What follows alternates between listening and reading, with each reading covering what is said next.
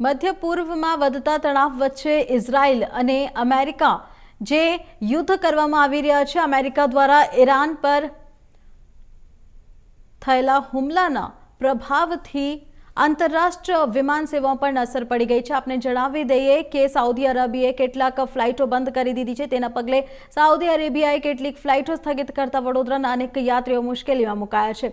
માહિતી મુજબ વડોદરાના 50થી વધુ પ્રવાસીઓ હાલ જેદ્દાહ એરપોર્ટ પર ફસાયેલા છે, જ્યારે કનેક્ટિંગ ફ્લાઇટથી અન્ય દેશમાં જનાર મુસાફરો દુબઈ એરપોર્ટ પર અટવાયા છે। ગલ્ફ દેશોમાં મોટી સંખ્યામાં ગુજરાતીઓ વસવાટ કરતા હોવાને કારણે પરિવારજનોમાં ચિંતા વધતી જાય છે।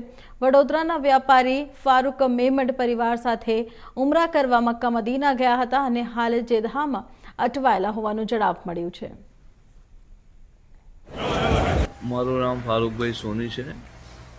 ગુજરાતમાં વડોદરાથી આવ્યો છું। મુસ્લિમ સમાજનું પવિત્ર રમજાન માસ ચાલુ છે।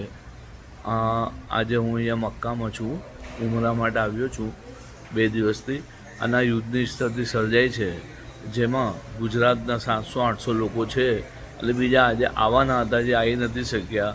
તો હોટલની અંદર લોકો ચિંતિત છે, લોકોના સગાવાલાઓ રહી ગયા છે, આવવાના બાકી છે, કોઈની દવાઓ લઈ આવવાની બાકી છે, કોઈનું સામાન લઈ આવવાના બાકી છે ત્યાંથી।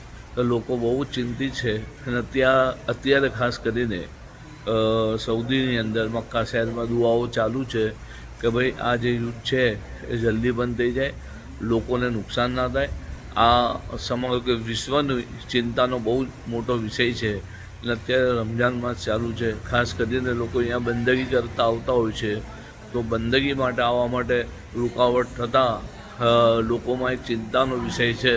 ખાસ કરીને દુઆ ગુજારવામાં આવે છે કે આ સ્થિતિ જે સર્જાઈ છે યુદ્ધની એ જલ્દી બંધ થઈ જાય અને સમગ્ર વિશ્વમાં શાંતિ રહે એવી પ્રાર્થના કરી રહ્યા છે। ફારૂકભાઈ સોની, વડોદરા।